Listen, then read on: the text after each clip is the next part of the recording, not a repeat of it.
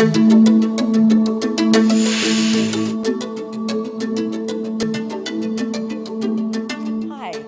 So I work for this firm called Egon Zehnder, and that's a man's name. And for many years, it was a firm run by and for men, if we're being a bit mean about it. Because we started out being a headhunting firm back in the days, and at that time, it was very much a man's world, men hiring men. But luckily, this is changing very rapidly. And we at Egon Zehnder are bringing with us the best of the values that Egon set out for us, but we've firmly moved into the 20th century. We look very different than what we did 50 years ago when we started out. Today, about 1/3 of us are women, and last year, for the first year ever, more than half of the newly elected partners were women. As you may know, Egon Zehnder today, we're known for our work of finding leaders for the biggest, most global companies in the world, and we also work very closely with our clients in helping them understand the talent that they have in their organizations, so that they can find the best way to develop their talent to their ultimate potential. And I love my job. It's incredibly exciting, and I get to meet very talented, very special, very demanding clients and candidates every day. But too many of those I meet are still men. And I grew up literally in the middle of nowhere. Kristin knows this because she came from a place close to it, also in the middle of nowhere, in Norway, among the fjords and the glaciers in a tiny, beautiful town called Stryn. Quite unusual back then, I was born out of wedlock. But although I certainly was a result of a, for me, happy accident, I grew up with lots of love and support from both my parents. Neither my mother nor my father had more than 9 years' education, and in hindsight, I realized that we didn't have much money or resources, at least not as much as my friends. I have often wondered why it is that I was the one of the very few of the people from my hometown who ever got away and was relatively professionally successful. Why was that? Because if we look at the facts, out of wedlock, working class, no history of higher education in my family, being a girl, this could have been the recipe to a chain-smoking, teenage single mom on the dole. And the more I think about it, the more I believe that the answer is I had a very special father. My father was a village photographer and a bit of a dreamer. He had a heart of gold and always had this wonderful optimism about him.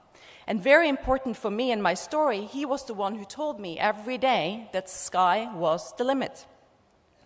And I could do whatever I wanted, take whatever education I wanted, live in any country in the world, do whatever job I desired, as long as I worked for it really, really hard. He taught me to swim when I was 3, to drive a car when I was 6, and to shoot with a rifle. He taught me that there was nothing a boy could do that I couldn't do just as well. And looking back, this is a life lesson which more than anything shaped who I am. And it brought me the identity that I can do pretty much anything. So this story wasn't really about telling you something about me. It was to bridge the conversation over to what it will take for us to change this totally illogical, sad, provocative lack of gender balance in leadership roles today. Lots of systemic and rational ways for why there is, the way it is, lack of childcare, it's too expensive to have childcare, biases in assessment, poor paternity and maternity leave regulation, you can go on. And all of these things are important and we need to fix them, but from a leadership potential, I want to come back to identity. Because something happens in women's identity, their way of viewing themselves and their aspiration for self, very quickly after they enter the workforce. Some of them, you may have seen this, but there's this study from Bain, which says that women coming out of university, when they first start working, they are more ambitious than their male peers. But 2 years into working, this has totally changed. 2 out of 3 of those women who said that they wanted to be leaders in the future have changed their minds, whereas the men remain more or less as ambitious as they were. And there are reasons why this happens is that there are no role models, there are biases in assessment, and also that women see that they cannot do the job in the way that they would like to do it. So the young women's identities are quickly altered from that of aspiring leaders.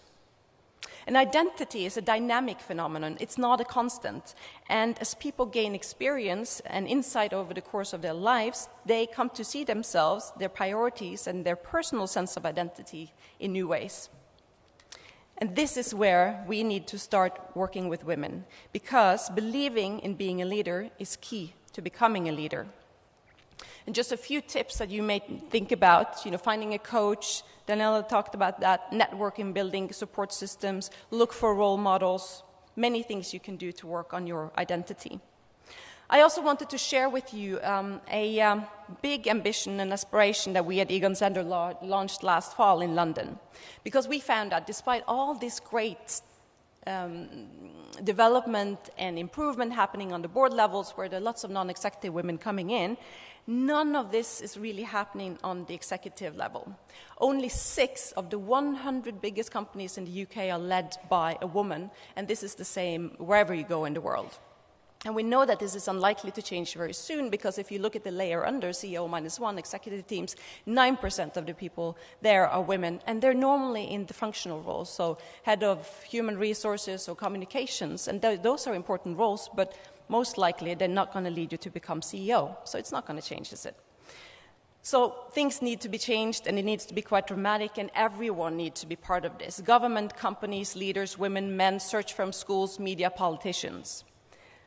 This is how the vision of 25 by 25 was born. And I'm a believer in bold ambitions and in setting stretch targets that are so bold that by committing to something in public, you have made an important step to making it happen. And the bold ambition that we committed to is that within a decade, 2025, we aspire to see 25% women CEOs in the UK, and I hope also step by step now in the world. Doesn't sound much, but it's actually a big job to get there. And one of the fundamentals, we could talk about why this is important, but I'm going to focus on one of the things that we need to do in order to make this happen. And that is to really change how we view talent. And we've done a lot of work on understanding what is potential, because it's important for us to understand that potential is not necessarily the same as exactly how you're doing your role today, how good you are in your current role. So we did a lot of research to find out, are there any indicators that are not experience and not competence related that can tell us about the future potential of an individual? Yes, there are. So very quickly, there are 4 indicators.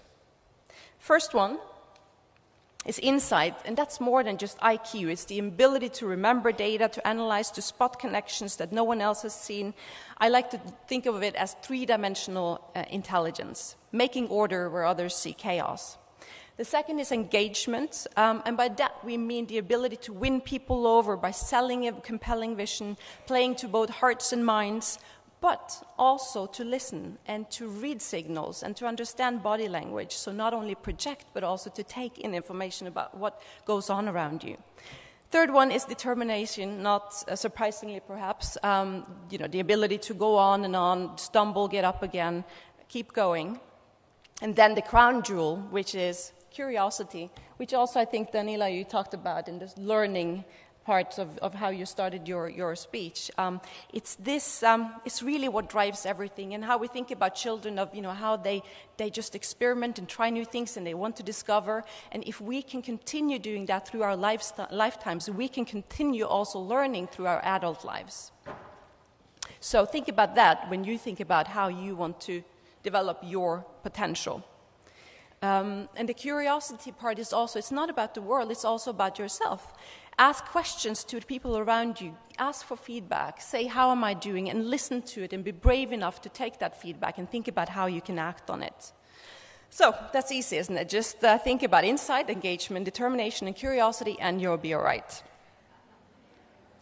One example, just to sort of show to you, because the very cool thing about the potential model is that it is not related to what education you have or what jobs you've done. You can use this on your teenage son or your teenage daughter, and I'm going to use the example of Malala. She demonstrated at the age of 12, 13, when she started working for the BBC, insight. Her level of engagement is enormous. You know, she speaks very gently and quietly, but people listen, and she also listens to those around her. Her determination is unquestionable. She had 3 shots fired into her body, and she never gave up, and she never will. And lastly, she's very, very curious both about the world and about herself. At the age of 18, she's one of the most accomplished people in the world, and she still wants to become better. So we think that by understanding potential at the Egon Center, we can help our clients look inside of their organization to understand who is it here that we can work with over time to develop, and how do we do that best. And also that by understanding the role of identity, we can help individuals as well as clients in pushing themselves further, in being braver about their identity. And that's really also the key to finding the women who will be the leaders for the future. To finish up, I told one of my clients, who's the CEO of one of the biggest companies in the UK, about this speech, and I asked him what message he would like me to convey. And I found his answer a wonderful reminder of how important it is what we're talking about, because he said, stop focusing about the problems of what's wrong today. Individuals change the world. Don't spend large amounts of time trying to explain why it is like it is. People who make a difference believe that they're trying to inspire, what they're trying to inspire is better. Instead of focusing on trying to fix the gears of the machinery, they fix the vision and the ambition. Then the change in the gears will happen as a result of what we believe. And I thought that was wonderful and a timely reminder that really the sky is the limit, and now is the time for change. The world is ripe, and so are we, and the great thing is that this is not something that women have to do on their own. There are lots of men out there who want to see us succeed, who want to see their daughters succeed, who want to see their colleagues succeed, and we can do it together. And I certainly commit to doing my part of making 25-25 come true by helping my clients recognize the potential of the next generation leaders, men and women, and in challenging the perception of what a leader looks like. Then you have to do your bits by supporting each other and in challenging yourself to have higher and bolder ambitions and to develop your identity as a leader, if that's what you decide you want to do.